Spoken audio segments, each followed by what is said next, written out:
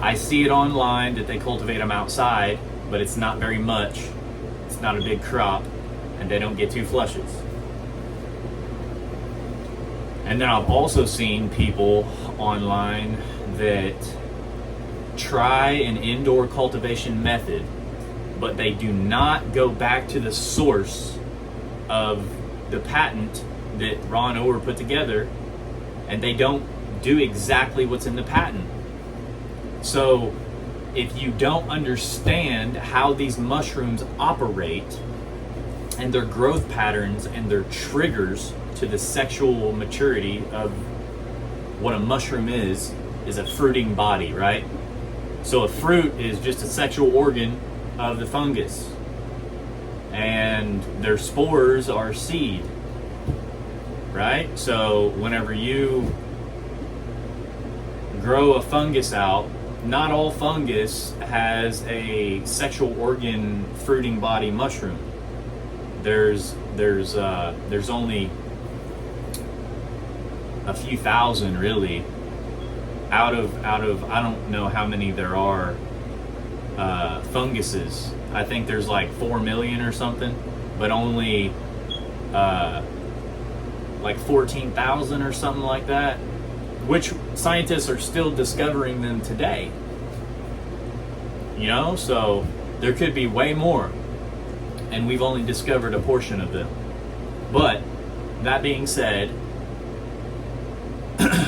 there's only a few thousand, like 14,000 out of 4 million something funguses that actually have a fruit body mushroom. And that's the sexual reproductive system of a fungus, or the mushroom having funguses. So anyway, there are triggers that put this mushroom in a state to where it thinks it needs to reproduce. And unless you trigger it to go into that stage of reproduction, then it will not do it. And then there are also additional, what's the word for it? Factors, conditions after the trigger, after you successfully trigger it to go into the sexual reproductive stage, then you have to hold conditions perfect, because they are prone to abortion, which means that they will grow past hyphae into primordia, which is a baby mushroom, and before it turns to an ascocarp, which is the full fruiting body of the morel mushroom. In between that stage of primordia to ascocarp, it is prone to abort growth, and that is due to conditions not being steady. And I have successfully grown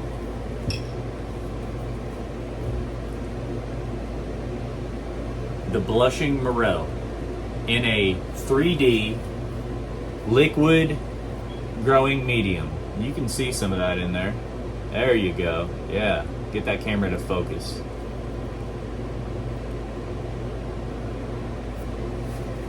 So, it took me 6 months to figure out how to grow it here.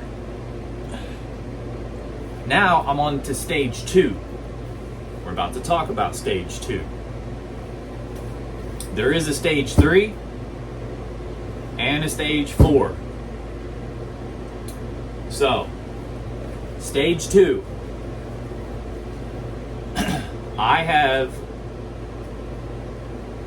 seen so many videos of people trying to grow morel mushrooms, whatever species it is. There's only 2 species that I know of out of 18 or 19 species. People argue about this all day long, but either 18 or 19 species of morel. All right, there's 1 white, 5 yellow, and 12 black. Yeah, so 1 white, 12 black, 5 yellows. I have a Morchella americana, which is a yellow. I have also Morchella rufo-brunea, which is the blushing morel.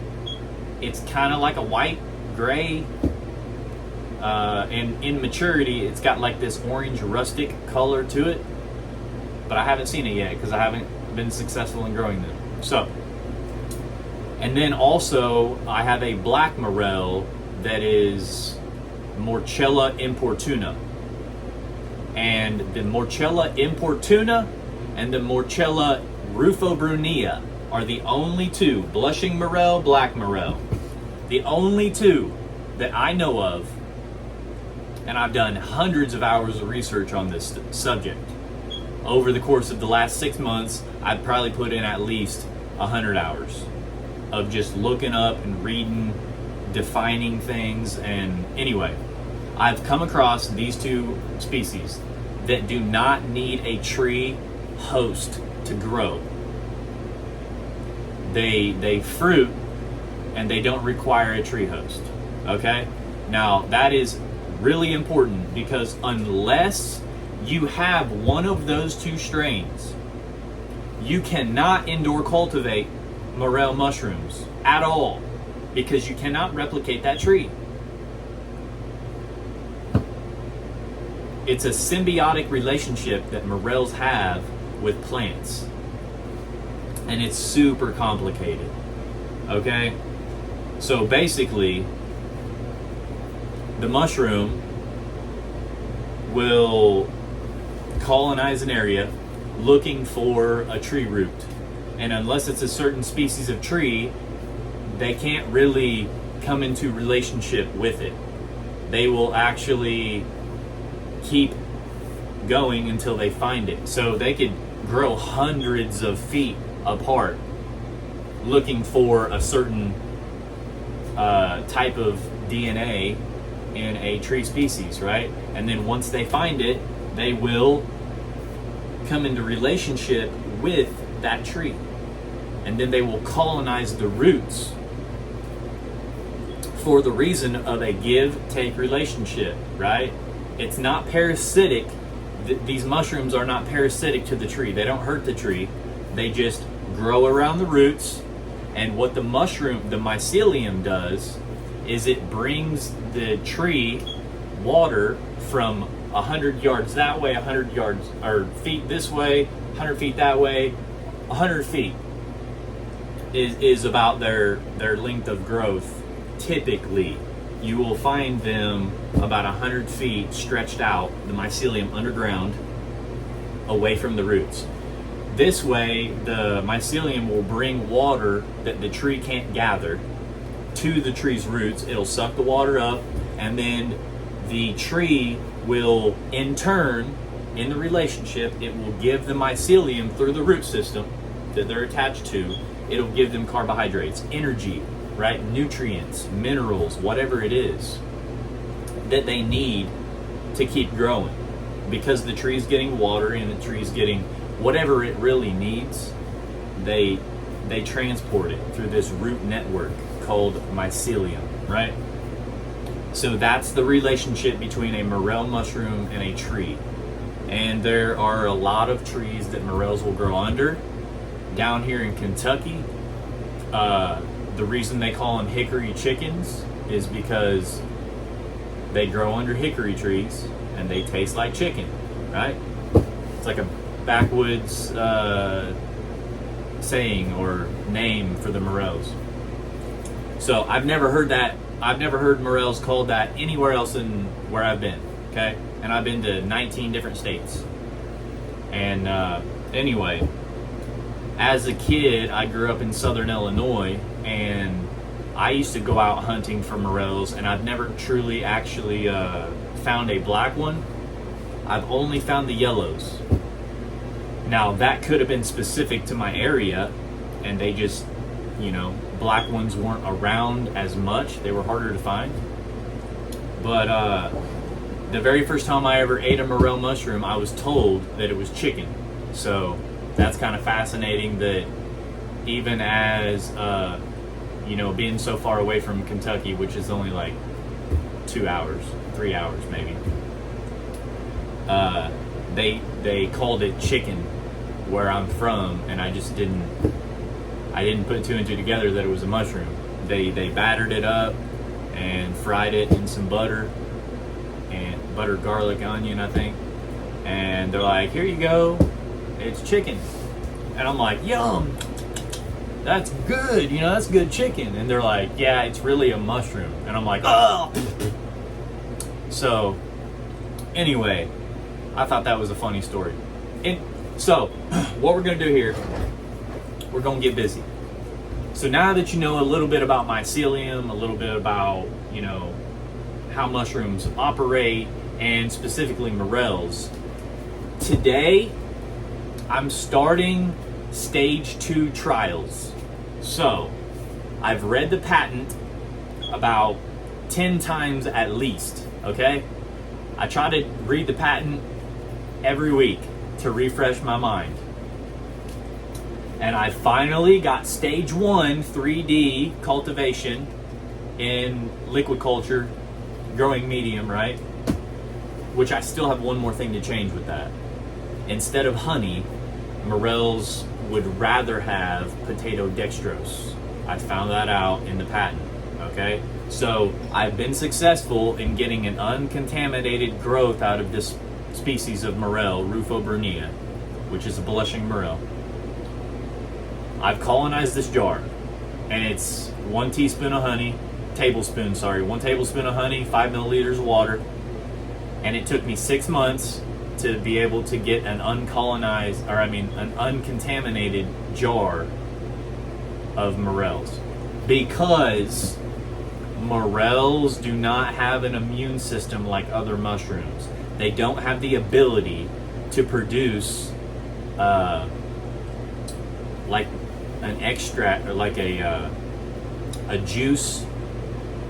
It's like it's a byproduct of the mushroom, so it's pee and poop, basically. They excrete it on the outside of them, and this juice, this liquid that they excrete, is a byproduct of them, of what they're consuming and breaking down.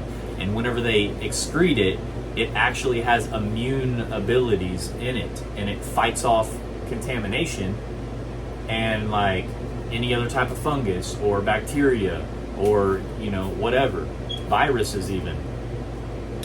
And that's, most mushrooms have this ability.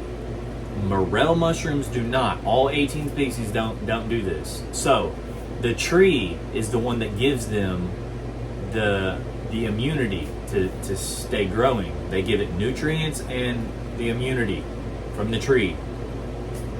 So it's very easily contaminated, and it's taken me 6 months just to get an uncontaminated culture, right? And we sell this, by the way, on boostororganics.com. So you can go there to get all your liquid cultures. You can even get medicinal mushroom tinctures. I think we have 3 on the website right now. We got more trials behind me. So what we grow right now is lion's mane, black pearl, reishi, turkey tail, and then we're running trials on morels. So anyway, boostororganics.com to get, you can get fresh mushrooms, you can get tincture, you can get liquid culture, and you can also get mushroom jerky that we make specifically only with black pearl king trumpet.